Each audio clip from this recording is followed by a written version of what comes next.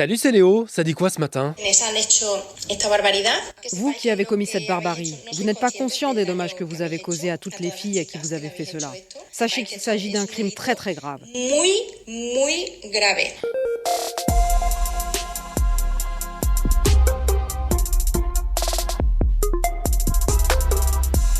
C'est même complètement malsain ce qui est arrivé à la fille de cette femme, et c'est ce qui fait l'actu en ce moment en Espagne. Des nudes d'adolescentes diffusées sur les réseaux alors qu'elles n'ont jamais posé nues.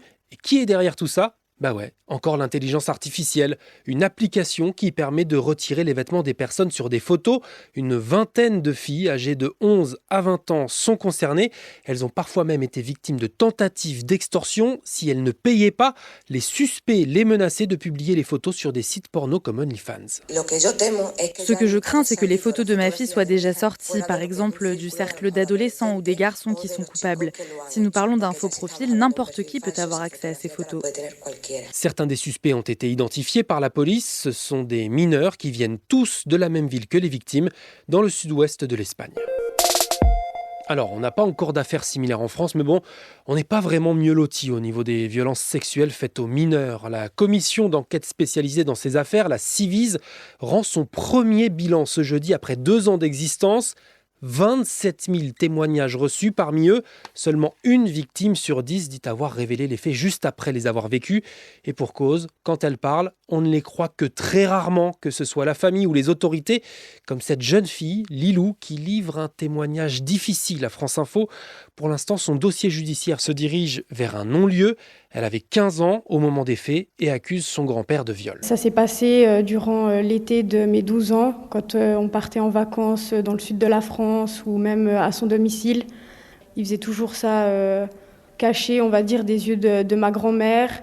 Moi, je vais aller jusqu'au bout. J'ai commencé, maintenant ça fait 3 ans que je suis en procédure. Je lâcherai rien et je me battrai jusqu'au bout avec mes avocats. Si tu as déjà entendu parler d'histoires comme ça, si toi-même t'en as été victime, il y a un numéro de téléphone qui peut t'aider à briser le silence, c'est le 119.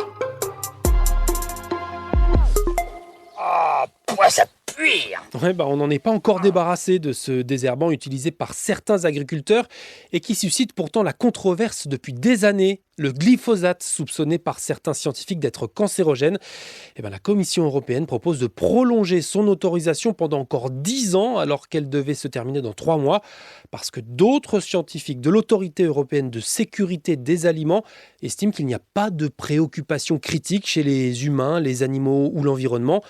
En France, il est interdit aux particuliers, même si certains malins peuvent en trouver sur Internet. Des agriculteurs l'utilisent dans des champs trop en pente, quand il y a trop de cailloux ou que les mauvaises herbes sont trop résistantes. Dingue. Ah bah ouais, c'est dingue. Complètement dingue aussi l'ambiance hier dans les rues de Lens. Les supporters des 100 et or ont fêté le match nul de leur équipe comme une victoire 1-1 à Séville en Ligue des Champions. Ça vaut bien une victoire quand on sait que les hommes de Francaise n'ont pas encore gagné cette année en championnat. C'est une club de Lens est toujours là avec ses valeurs, son ADN et la qualité de son jeu aussi. Et on espère la même ambiance ce soir au Vélodrome. Pour du rugby, je te rappelle les déboires de l'OM en foot. L'entraîneur Marcelino a finalement démissionné hier soir. Le président Pablo Longoria, lui, ne démissionnera pas. Il reste en retrait pour le moment et n'ira pas à Amsterdam pour la Ligue Europa ce soir. Et donc, je te le disais, à Marseille ou ailleurs, tous derrière le 15 de France ce soir. 3e match de la Coupe du Monde de rugby contre la Namibie à 21h. Et on termine avec un invité spécial dans Ça dit quoi. Salut tout le monde, je m'appelle Otis Milburn. Salut Otis. Je suis nouveau ici, je viens d'arriver du lycée de Moordale avec ma team. Ouais. Merci. Tout d'abord, je voudrais vous parler un petit peu de moi. Je passe le plus clair de mon temps libre à penser au sexe. La dernière saison de Sex Education est mise en ligne aujourd'hui sur Netflix. Un final en apothéose pour les lycéens de Moordale qui changent d'école cette année.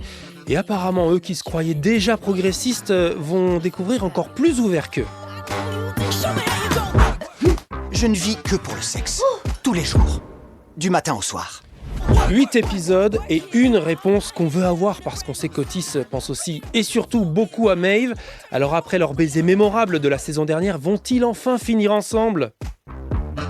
Je serai posé à 9h01 précise devant la série dès sa mise en ligne. On se tient au courant ? C'était Léo de France Info. Allez, ciao!